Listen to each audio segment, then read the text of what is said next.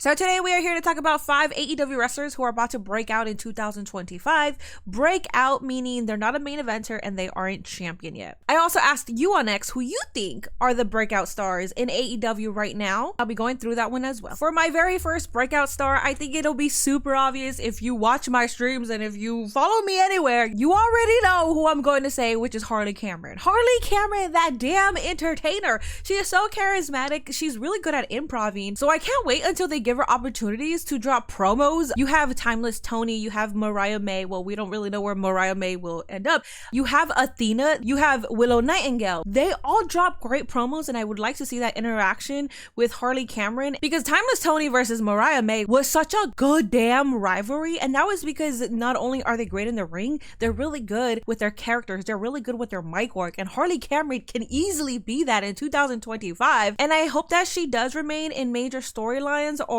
have her there every single week to do something, because you cannot fumble Harley Cameron. If you fumble Harley Cameron, you already know who's going to pick her up. So don't fumble Harley Cameron. Make her a big star, because she definitely has the potential of becoming a big star. Next one on the list is Brody King. Put a damn title on this man. I appreciate that he had a title defense against Takesha, a banger of a match. So you see the vision. We see the vision of Brody King. He could be a main eventer. He could be a title holder. I really haven't heard him drop a promo yet, so I don't necessarily want to tackle on his micro promo skills. But Takesha got Don Callis, even though he's insufferable and I don't want to hear that man anymore. You could pair him up with Stokely Hathaway. You could pair him up with somebody. I really don't know his mic skills. He probably does have amazing mic skills. I just haven't been able to hear it because they don't really give him the mic that much. I remember the Hounds of Hell packages and all of that. We know that he can go in the ring, and he does show his charisma in the ring as well. So we know he's got it. I need this man to have a title by the end of 2025 because he has been putting in the work, and because he just had a title defense against Takesha,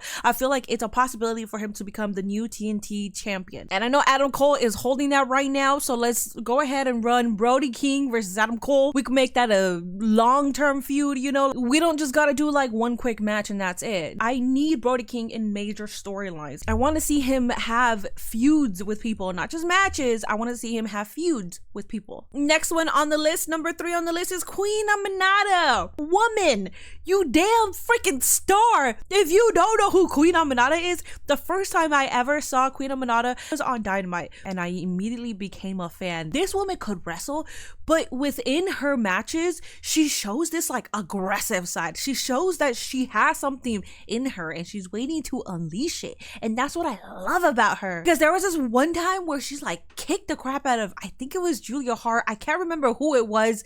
And she just looked at the camera like, you cannot script doing that. Also, let me say this because on my Discord, somebody fantasy booked Mercedes Moné having her own faction, her own little minions.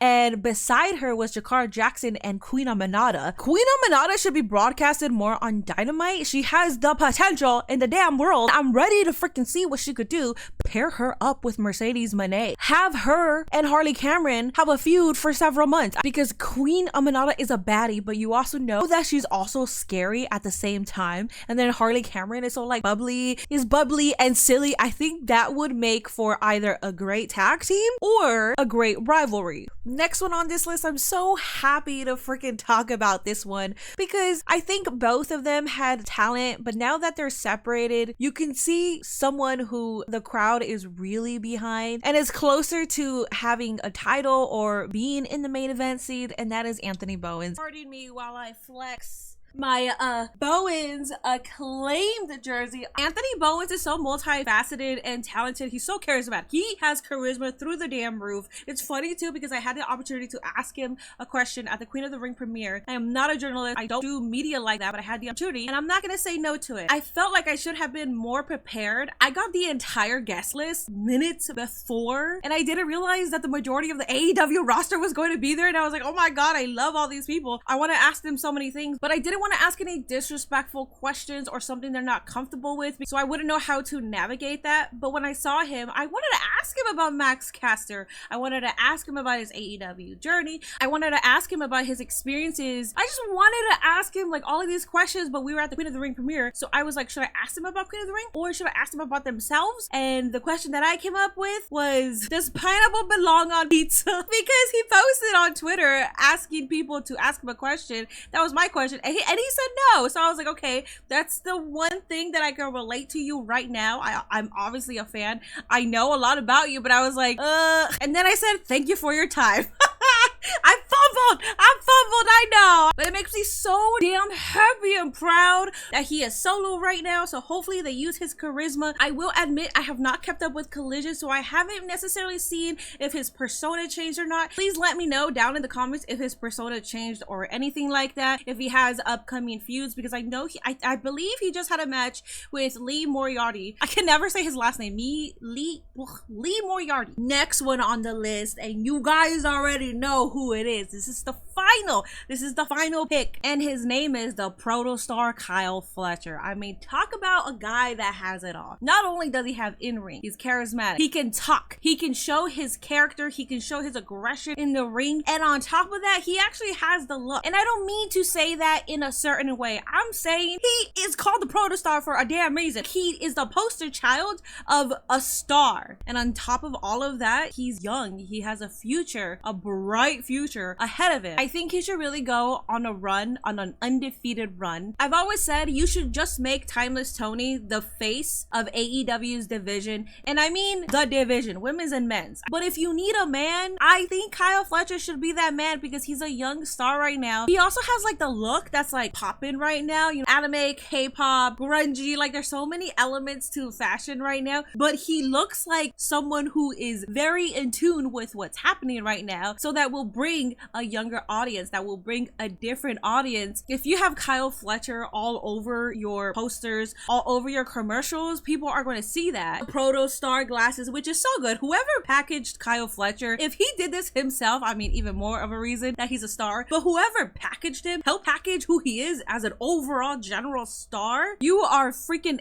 aces. And speaking of the ace, it's bound to happen, okay? The boys are about to break up. I don't think it's happening anytime soon, but when it does happen, Kyle Fletcher needs to go over and then go on a singles generational run. Alrighty guys, this is the part of the video where I go through your responses to who do you think is the next breakout AEW star. First up here, we got Harley Cameron off the bat. We got Kyle Fletcher. We got another Kyle Fletcher. Definitely Harley Cameron. She's already got the mic skills down, but more time in the ring, she can become a bigger star. That I very much agree with that. We got Kevin Knight. Kevin Knight, I saw 2 matches prior to his AEW debut, and I think he's perfection in the ring, but I need to see more character and mic work from him. And I'm not saying that he doesn't have it, but I need to see more in terms of I am not that informed with Kevin Knight. Next up here is one of them I hope is Lee Moriarty. Smooth and precise technical wrestler with lots of swagger and that it factor. More development on promo work and he could be a pillar of the community. I do appreciate this response because it's not a very common answer for when you ask who's the next AEW breakout star. For me personally, I haven't seen enough of him, but that's mostly because he's featured on Collision. So thank you for a different answer. We got Sky Blue. Sky Blue is another one, and I agree. She just posted that she is coming back. They showed her package on Collision, so I'm excited to see her return. I'll go with Megan Bain. Why? I mean, just look at her. I mean, she just exudes star power. All hell Queen Aminata. Hell yeah, she was on my list. Next up here is we got Lady Frost. I do want to see more of her because every single time she gets an opportunity on Dynamite, my chat freaks out and they're excited to see her, and I want to feel that same way, but I haven't seen too much of her. Chris Jericho, because his contract expires this year and he will be the next breakout star to leave AEW. And that was it for me. Let me know down in the comments who you think are going to be the breakout stars of 2025. Did I miss anybody? Did I disrespect anybody? Who do you think I should be paying more attention to? Until next time, minions, bye.